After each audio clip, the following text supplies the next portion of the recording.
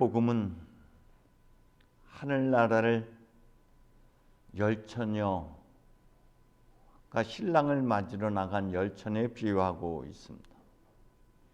신랑은 삶의 여정에서 직면하게 될 그리스도이고 처녀들은 그리스도 앞에 서게 될 우리 모든 그리스도인들일 것입니다. 혼인잔치에 들어간다는 것은 곧 하늘나라에 들어가는 것으로 기쁨과 설렘으로 충만한 자리이고 우리의 수치가 벗겨지고 눈물이 씻겨지고 잃었던 생기와 활력을 회복하는 그러한 시간들입니다. 그런데 그중 미련한 처녀 다섯은 등잔은 가지고 있었으나 기름은 준비하지 않았고 슬기로운 처녀 다섯은 등잔과 함께 기름도 그릇에 담아 가지고 있었다고 말씀하고 있습니다. 신랑이 들어오지 않아 처녀들은 잠이 들었는데 신랑이 온다는 소리에 모두 제각기 등불을 챙기게 됩니다. 미련한 처녀들은 그제야 기름이 없어 등불이 꺼져가는 것을 알아차리게 됩니다. 등불이 꺼져간다는 것은 마치 잔치집에 가난 혼인잔치에서 포도주가 떨어지는 것에 비유할 수 있을 것입니다. 포도주가 떨어진다는 것은 삶의 열정과 기쁨과 생기, 갈망을 잃어버리게 되는 것이고 무기력한 삶이 되는 것을 의미합니다.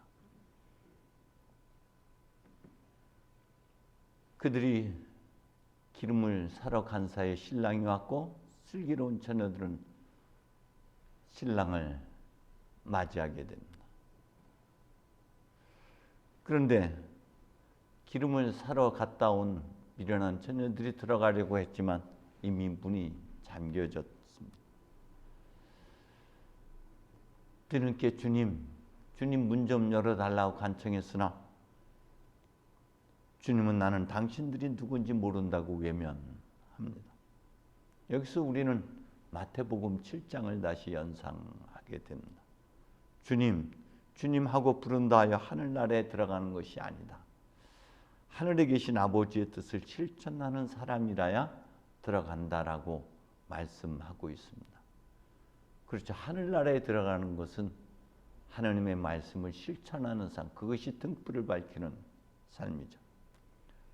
우리가 주님의 이름으로 예언도 하고 주님의 이름으로 마귀도 쫓아내고 또 주님의 이름으로 많은 기적을 행하지 않았습니까?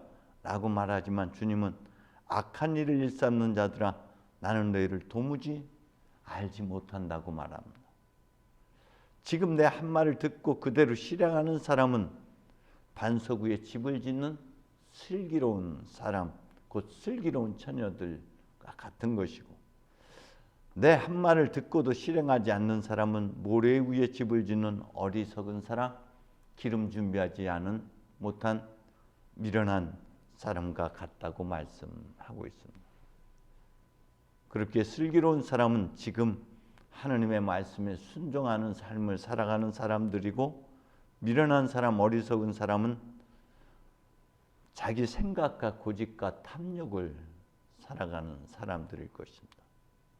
마태복음 5장에서 주님은 너희는 세상의 빛이라고 말씀하고 있습니다. 너희의 착한 빛을 사람들에게 비추어 너희의 착한 행실을 보고 하늘에 계신 아버지를 찬양하게 하라고 말씀하고 있습니다. 그렇습니다. 우리는 빛이라는 사실입니다. 그 빛은 선한 삶, 착한 삶, 하늘 말씀에 순종하는 삶인 것이죠. 앞서 7장과 비교해 볼 때 등불은 말씀에 순종하는 선한 삶임을 우리가 알 수 있습니다. 때문에 우리는 하나님께서 각 사람에게 그 행실대로 갚아주신다는 사실을 기억해야 됩니다. 때문에 우리 어두운 행실을 버리고 빛의 갑옷을 입으라는 사도 바울의 권면에 귀 기울여야 합니다. 등불을 밝히는 빛의 삶, 곧 말씀에 순종하는 선한 삶입니다. 하늘의 잔치에 기쁨과 위로와 격려와 지지가 있는 혼인잔치에 참여하게 되는 것은 바로 말씀을 실천에 옮기는 삶이어야 한다는 것이죠. 때문에 오늘 우리는 이 본문의 말씀을 통해서 세 가지를 잠시 성찰해 볼 필요가 있다고 생각이 됩니다. 그중 하나는 등잔입니다. 등잔은 모두가 갖고 있습니다. 등잔은 우리의 외적 형상, 모양인 것입니다. 한처음 아무것도 생기지 않았던 그 어둠의 자리, 아직 외적인 형태를 갖추고 있지만 내용이 채워지지 않은 상태의 우리의 모습들일 것입니다. 하느님께서는 진흙으로 우리를 빚으시 후에 그 코에 생기를 불어넣으셨다고 말씀하고 있습니다. 진흙으로 빚어진 우리의 외적 모양이 등잔이라면은 하나님의 숨결이 불어넣어진 상태, 그래서 존재를 살아가게 하는 것이 성령의 기름이고 하나님의 숨결일 것입니다. 우리가 아무리 하나님의 외형을 닮았다 할지라도 기름이 없다면, 하나님의 숨결이 우리 안에 채워지지 않고 있다면 아무 소용이 없는 것이죠. 때문에 기름은 하나님의 숨결이고 하나님의 성령이고 그것이 우리 안에 불어 넣어져야 됩니다. 예레미야가 그렇게 말하고 있습니다. 뼛속에 갇혀있는 주님의 말씀이 심장 속에서 불처럼 타오른다. 그래서 어쩔 수 없이 다시 나는 주님의 말씀에 손을 들고 맙니다라고 고백을 합니다. 그렇습니다. 내면에 솟구치는 성령의 뜨거운 불길이, 열정이, 갈망이 곧 기름인 것이죠. 동시에 기름은 믿음, 소망, 사랑이라고 하는 향주 삼덕일 것입니다. 믿음, 소망, 사랑은 우리로 하여금 길을 가게 하고 진리를 살게 하고 사랑을 실천하게 합니다. 바울은 믿음, 소망, 사랑 이 세 가지는 언제까지나 남아있을 것인데 그 중에 가장 위대한 것은 사랑이라고 노래합니다. 우리가 아무리 인간의 여러 언어를 말하고 천세의 말까지 한더라도 사랑이 없으면 울리는 징과 요란한 꽹과리와 다를 바 없다고 노래합니다. 하나님의 말씀을 받아 전한다 할지라도 온갖 신비를 훤히 꿰뚫어보고 모든 지식을 가졌다 하더라도 산을 옮길 만한 믿음을 가졌다 하더라도 비록 모든 재산을 남에게 나누어 준다 하더라도 남을 위하여 불 속에 뛰어든다 하더라도 사랑이 없으면 아무 소용이 없다고 노래합니다. 우리를 향한 하나님의 사랑 안에서 우리는 우리 자신과 이웃을 그리스도께서 우리를 사랑한 것처럼 사랑하게 하는 그 원동력, 그것이 바로 믿음, 소망, 사랑이고 그 중에 우리 안에 불어넣어진 하나님의 깊은 사랑일 것입니다. 우리가 하나님의 사랑 안에 머무는 방식은 두 가지가 있습니다. 그 중에 하나는 성찰하는, 반추에서 성찰함으로써 우리 안에 예레미야가 고백했던 것처럼 뜨거운 불길을 만나는 것이고, 두 번째는 주님의 말씀대로 사랑을 실천하는 가운데 다신 그리스도를 직면하게 되는 것이 그분의 사랑 안에 머무는 방식입니다. 때문에 우리는 주님의 열정을 가지고 주님의 숨결 안에서 사랑을 깊이 되새기고 동시에 우리가 그 사랑을 살아간다면 언제든 여정 중에서 그리스도를 만나는 은혜를 체험하게 될 것입니다. 두 번째, 우리는 기다림에 대해서 잠시 머물러야 됩니다. 기다림은 우리의 기다림에 앞서 하나님의 기다림인 것이죠. 하나님께서는 하루가 천년 같고 천년이 하루 같다고 베드로후서는 말하고 있습니다. 주님께서 약속하신 것을 미룬다고 생각하는 사람도 있지만 사실은 우리를 위해서 참고 기다리시는 것, 아무도 멸망하지 않고 회개하게 되기를 기다리시는 것이 하나님의 기다림이고 늦어짐입니다. 때문에 신랑이 들어오지 않는 것은 우리에게 있어서는 회개의 기회인 것이죠. 다시금 회심의 여정을 가게 하는 그런 기회라는 사실인 것입니다. 때문에 우리는 하나님의 기다림을 깊이 묵상해야 합니다.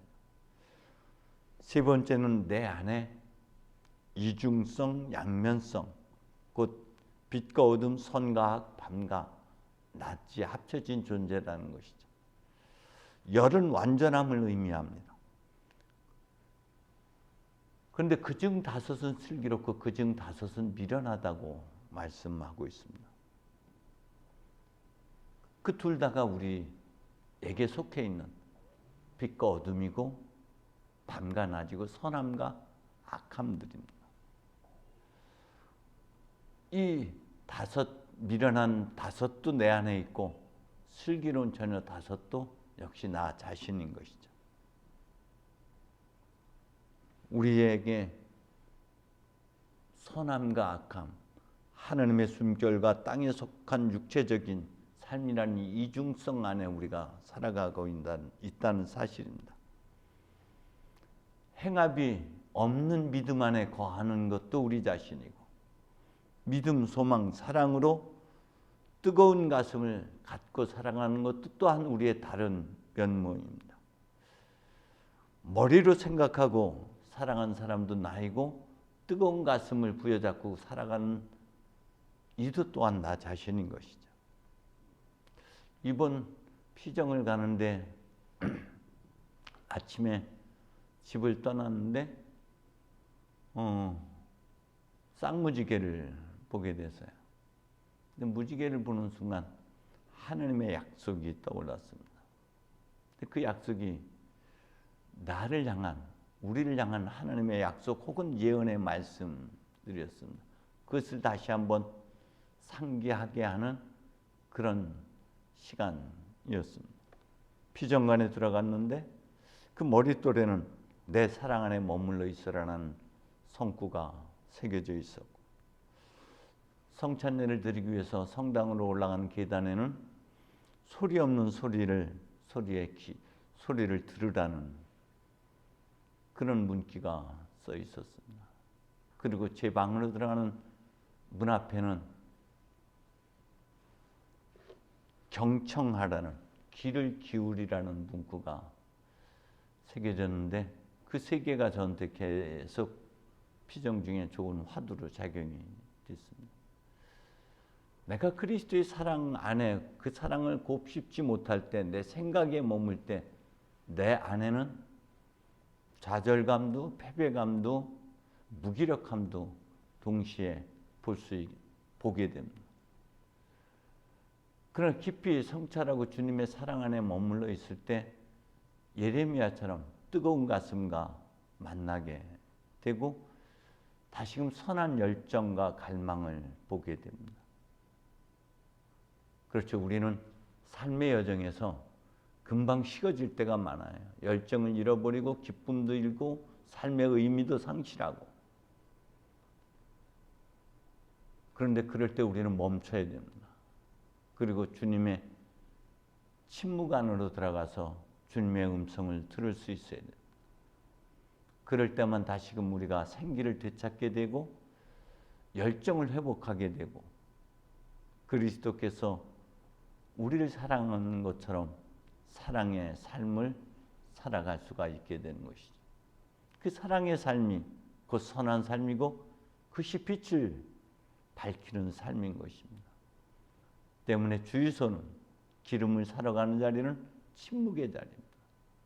깊은 침묵 속에서만 우리가 성령으로 재충만할 수가 있는 것이고, 그렇게 멈춰서 침묵 속에 멈춰 있을 때 우리는 예레미야처럼 다시금 뜨거운 가슴을 가지고 새로운 열정으로 다시 길을 나설 수가 있습니다.